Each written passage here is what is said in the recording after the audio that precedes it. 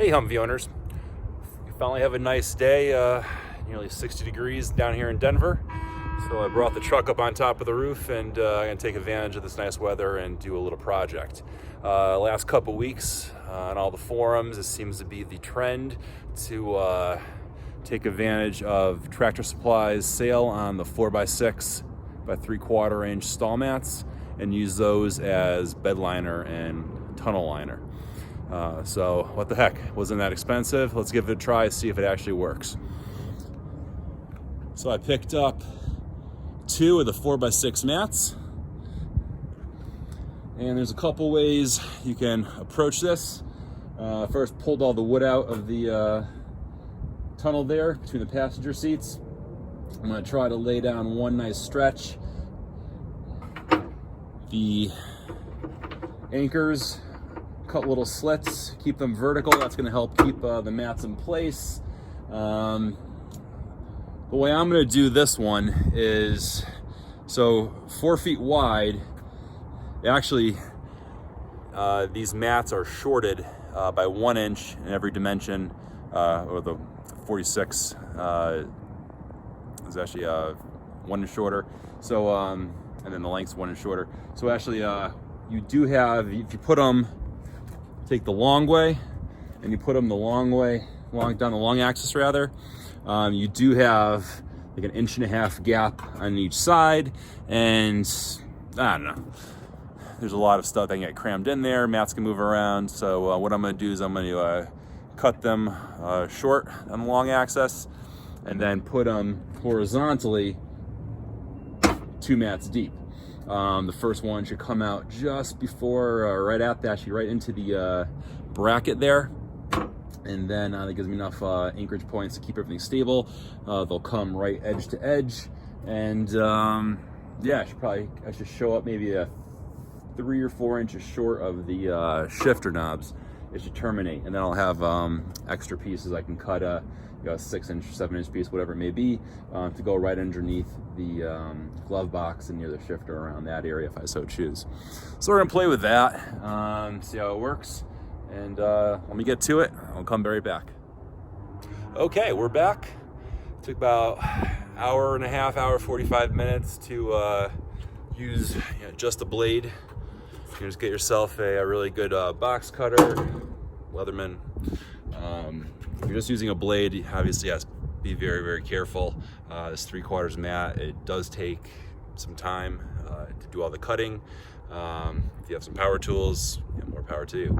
But yeah, it came out pretty well. So we popped out the wood panels, did our trim work, and yeah, came out okay. We have the seal for the tailgate right here. Basically just kind of lined it up. Fits nice and flush against it. And again, I took the 4x6 mats, cut them, so 4x6 would be the long way here, or so going side to side of the truck, and then took about just those strips on the long axis so it sits nice and flush. When I did it, was at 51 3/4 was the length I cut off. When you drop it in, so you get a nice tight fit, convex the mat, so the center's high, and then roll it in just like that, so it goes in nice and flush against the side. If you try to just drop it in like a panel, the sides will catch and it's just gonna be a pain in the butt. There are, considering how heavy these were, the relatively tight fit, and just the laborious nature of using a blade tool to cut out slots to have the cargo rings pop through, which I'm gonna drive around, see if they move around, they shift. I doubt they will. But yeah, as of this very second, I don't even feel the need or want to do the time to take the time to do that. But if you want, since they do sit, about maybe 1/4 inch high, you can kind of see little waves. That's from the cargo rings popping up. You can take a power tool and carve out little pockets underneath if you want, so everything sits nice and flush, which actually may not be a bad idea right there in the middle. So just the nature of anything, you know, the more flush it is, the better. But yeah, it's a nice tight fit. I did from here, I did what was it, 7 inches back, 10 inches in, cut that out. As you can see, just cut little wedges so the bracket can slide through. And I just did that basically to have little anchor points to prevent this thing from sliding around.